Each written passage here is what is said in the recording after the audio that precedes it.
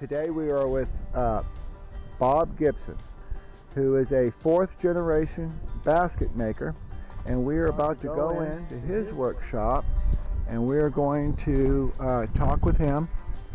And this is a very interesting area. Lurton is about 6-7 miles north of Sand Gap, where we did the last interview. So this is going to be a great interview, and we're going to go in and we're going to talk to him for a little bit. All right, good morning. Good morning. Today we're with Mr. Bob Gibson, and Bob is a fourth generation basket maker, and he is here in Lurton, Arkansas, which is about 6 miles north of Pelsor, somewhere around there. Correct. But Bob has been doing this a long time, and he's going to go around and explain all the different tools and all that. But Bob, first of all, I'd like for you to explain your family's history. You're a fourth generation. Correct. So I'd like to how far back you go and how all this came about. All right. Goes back to about 1880 in that area, somewhere in that area. My great-grandfather, Gibson, he learned how to do this, and then he passed it on to his son, George. He passed it on to my dad, and then my dad passed it to me. Okay. We've been doing it. I grew up in the middle of it since I was just a little baby. Okay. Now, how old were you when you started? So I'm literally 8 years old, 10, and old. somewhere in that area, started making them. Okay. So you probably started off as a helper, and then they taught you Yeah, how pretty to much. We started off like binding the top of them.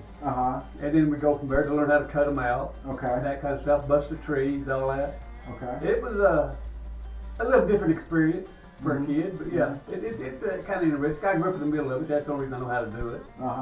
So they've had this business, and they've been doing this, your family, since 1880? Correct. Wow. That's a lot. It's a different way to get by in life. Some days works better than others, but we've been doing it since the 1880s. But it's definitely a skilled trade. Yeah, it takes a little bit of effort to learn how to do it. Yes, it does. But it's a lot of work. Bob, can you explain some of the tools that you use? Right like this. Okay, so this is like a giant clamp. Right.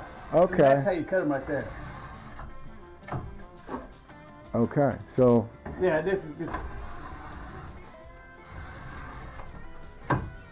the tool let me that see you do that. it with. Okay, and you get the thickness. Excuse me. Yeah, you get the same thickness if you get practice long enough to. Mm-hmm. And you get the rough side and the smooth side. Okay. Now, Okay. smooth side. People, I want you to take a look at this shop. If this is not the neatest shop, look at that basket.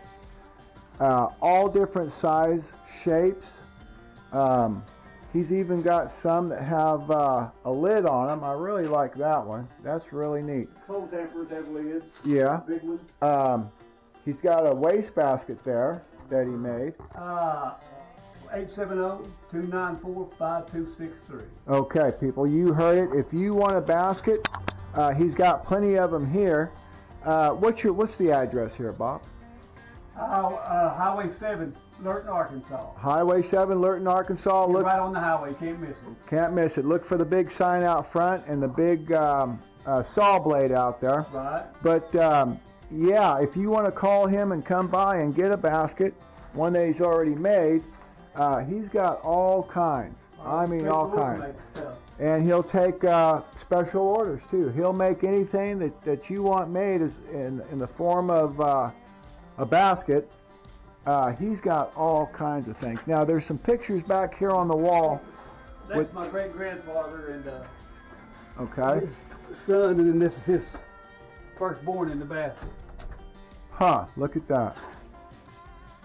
That is outstanding. Right here, Outstanding. this is a picture of my grandfather and my dad. They're making furniture back late 40s, early 50s. They made furniture. Lounge chairs. Lounge chairs like this Yeah. for, he's a senator. Fulbright, I think his name was. And you can do the same, right? You can make Yeah. furniture if someone wanted furniture. I can, but I haven't done it in a long time. Okay. But it's just, here, that's another picture of my great-grandfather there. Okay. Look at all these baskets. And we're talking This is 4th generation. Okay, so these are quality. Yeah, all made out of white oak. Baskets. They're all made out of white oak. White oak. Okay. And we start from the tree out here. And this one would be a pie basket. This is a pie basket. Yeah. A single pie basket, and then they make a double pie basket. All different kinds of shapes and sizes. Wow, Bob. That is different, isn't it? It's different, but look at that chopping axe right there. Well, broad axe. Broad axe, yeah. Just pictures of the family making baskets back in the day. Okay, let's get some of these. Yeah, a lot of history here. A lot of history. A lot of history. Well, here we'll show you how we started. All right.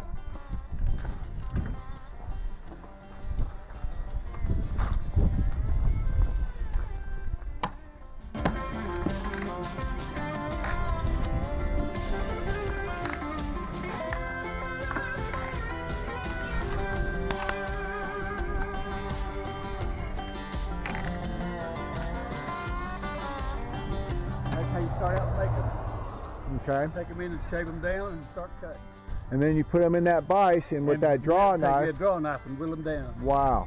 The thickness that you want. Huh. That is, now I've never seen anyone, I've seen people make shingles before out of oak, but I've never seen how they do it with the baskets. Yeah, same thing. You use a throw to bust it out like you do a shingle. Uh-huh. Yeah, same thing. Wow. That is, oh, that is something else. Okay, so then after this, then you just take it inside and you start making the strips. Whittling it out. Yeah. About how long does it take you to make a basket? Average basket, hour and a half. Hour and a half. 2 hours, it just depends. Yeah. Yeah. The size of the basket, it depends on the tree. Uh-huh. Uh-huh. What the tree will let you do. Uh-huh. So, how many baskets do you think you can get out of this white oak that's laying on the ground here? Probably 60, 70. 60 or 70 baskets. Wow. Wow. That is something else. And it just depends on the size that you make. Uh-huh. Uh-huh. Bigger ones take more material. Right. Right. And how intricate, I guess, the weaving is. Right. Some of them. Yeah. Are harder to do than others. Yeah. Huh. That is amazing. You need a lot of firewood. Yeah, a lot of firewood. All right. Let's go on back.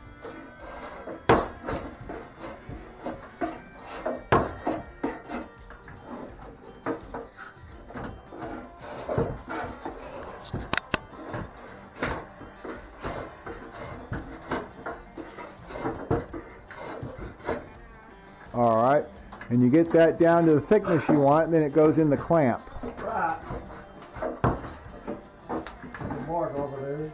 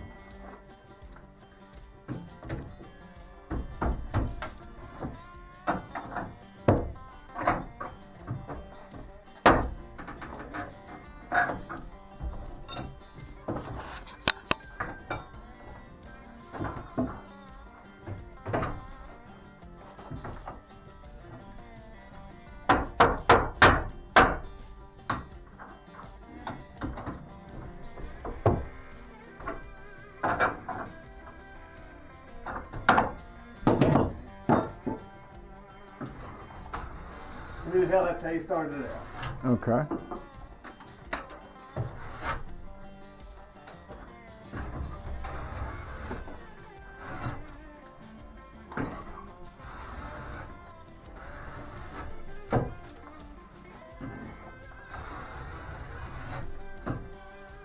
That's a good strip. Same thickness every time. Okay. I was going to ask you about that. Wow. Look at that. I was going to ask you about that. Now, this draw knife that you're using. This is a split knife. Okay, that's called a split knife. Now, is it set to a certain depth? Yeah, so you you adjust it with these bolts. Okay, and that's how you adjusted the that. thickness that you want, you just use the bolts to tighten and loosen to get the thickness. To get the thickness you want. Wow. Right. Wow, that is something else. And then we've got another picture back here. That's my grandfather, George Gibson. That's your grandfather. Let me get him there. Huh, son of a gun. Son of a gun. Now you were going to tell me something about the draw knife? You have to make, these are all handmade, you have to make them yourself. Huh. Use a U-bolt clamp off a drive shaft of a car. Huh. And make your own blades. Take plain blades and grind them down with a bench grinder. Yeah. That's how you do it. And you guys made those draw knives? Yeah. Wow. Wow. So, but now in modern times, if somebody wanted to start this, they would have to order all the tools I don't know that you can order these. I don't know that. I've never seen one on there. But you can get draw knives online. Right. They're not very good. You want one, you really want to make a planer blade and make your own. Okay. Make it a lot better than that. Okay. I remember they had so many stories about my great-grandfather stopping a wagon, covered wagon, that kind of stuff, cut down a tree, and they made baskets out to take to town, barter for food and other things, stuff like that. Okay. You know, that's the only history I really know. As far as Okay, tell me about that history. it's kind of interesting. They, like I said, that's how they got by in life all their life, was just by basket making. They'd stop with a covered wagon, make it, and go on from there. My grandfather, he went through the Depression making baskets and made it to it. And that kind of stuff with the baskets. So they've been around for a while. Okay. As far as